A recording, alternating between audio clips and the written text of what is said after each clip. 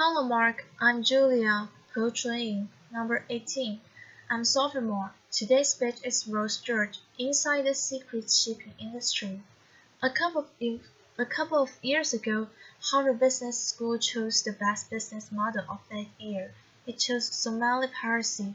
Pretty much around the same time, I discovered that there were 544 seafarers being held hostage on ships over anchor just off the Somali coast in plain sight. And I learned these two facts, and I thought, what's going on in shipping? And I thought, would that happen in any other industry?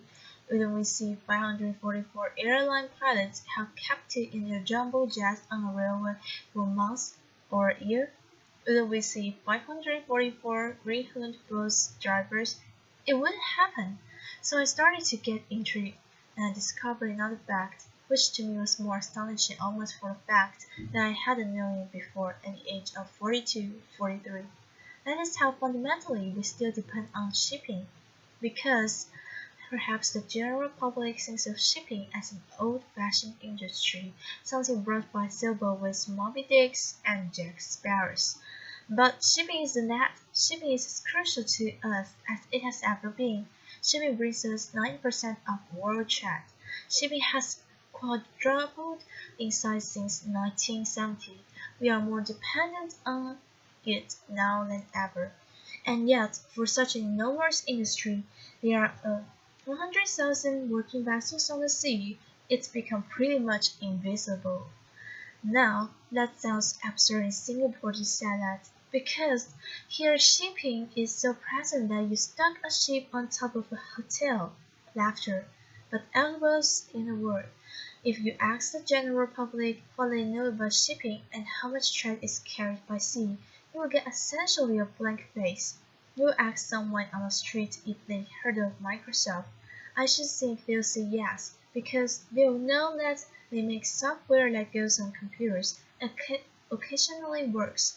But if you ask them if you heard of Maersk, I doubt you get the same response. Even so, Maersk, which is just one shipping company among many, has revenues pretty much on a par with Microsoft, 60.2 billion.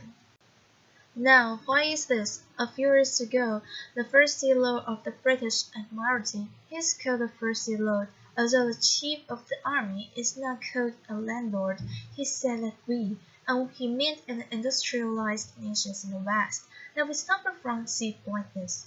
We are blind to the sea as a place of industry or of work. It's just something to fly over, a patch of blue on an airline map. Nothing to see, move along. So I wanted to open my eyes to my own sea blindness, so I ran away to sea.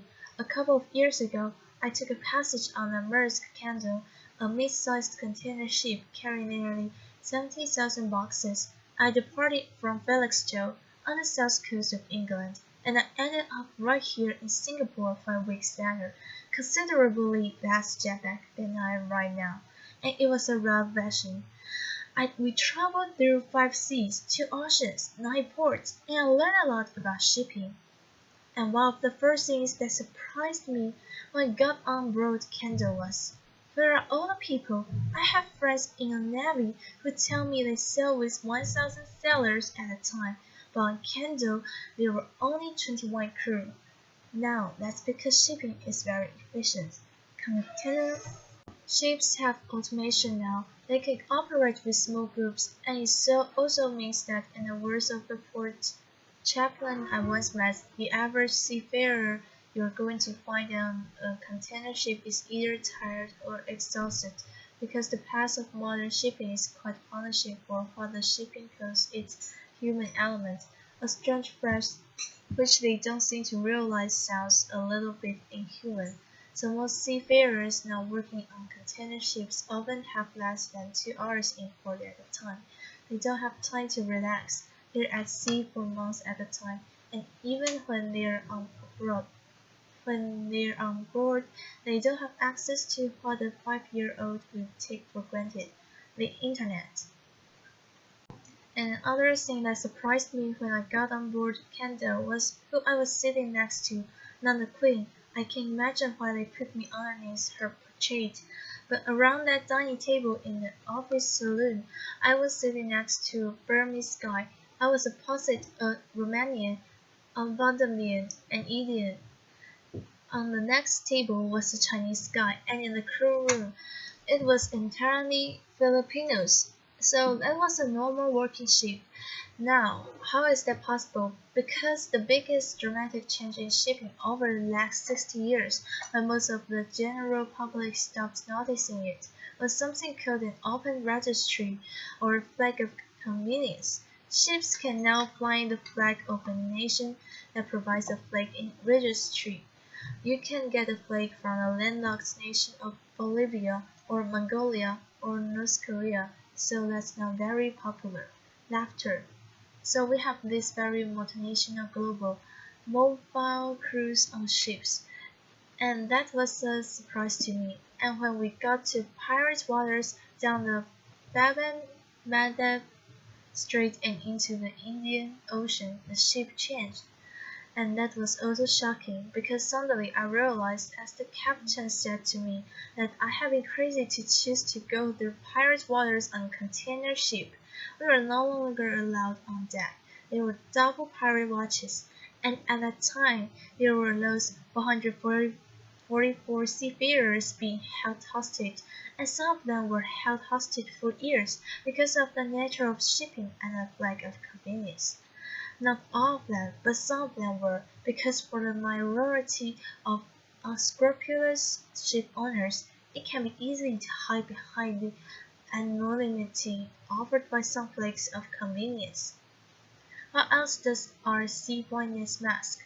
Well, if you go out to sea on a ship or on a cruise ship and look up to the funnel, you'll see very black smoke.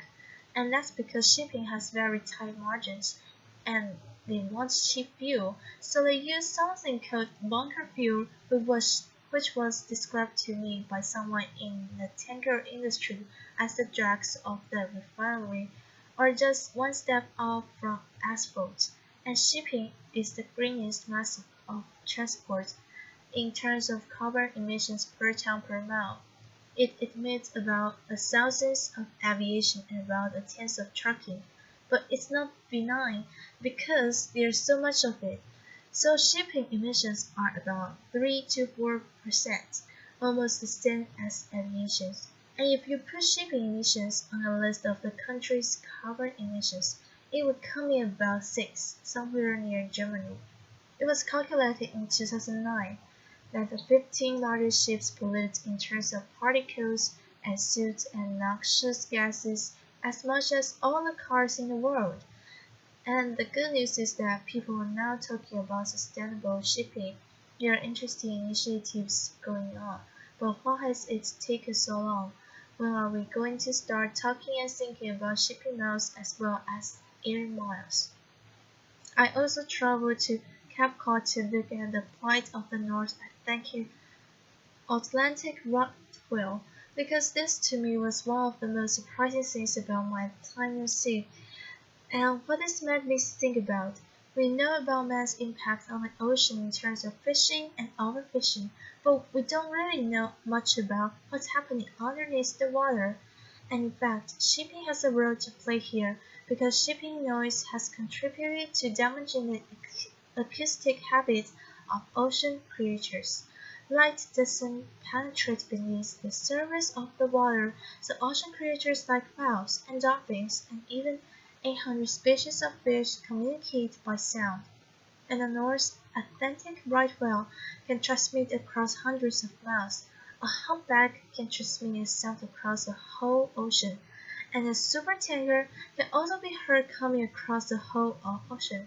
And because the noise that propellers make underwater is sometimes at the same frequency that whales use, then it can damage their acoustic habitat, and they need this for breeding, for finding feeding grounds, for finding mates. And the acoustic habits of the North Atlantic right whale has been reduced by up to 90%, but there are no laws governing acoustic pollution yet. And when I arrived in Singapore, and I apologize for this, but I didn't want to get off my ship. I really love being on board Candle. I've been well treated by the crew. I had a garrulous and entertaining captain. I would happily have signed up for another 5 weeks, something that the captain also said I was crazy to think about. But I wasn't there for 9 months at a time like Filipino seafarers who, when I asked them to describe their job to me, called it dollar for homesickness.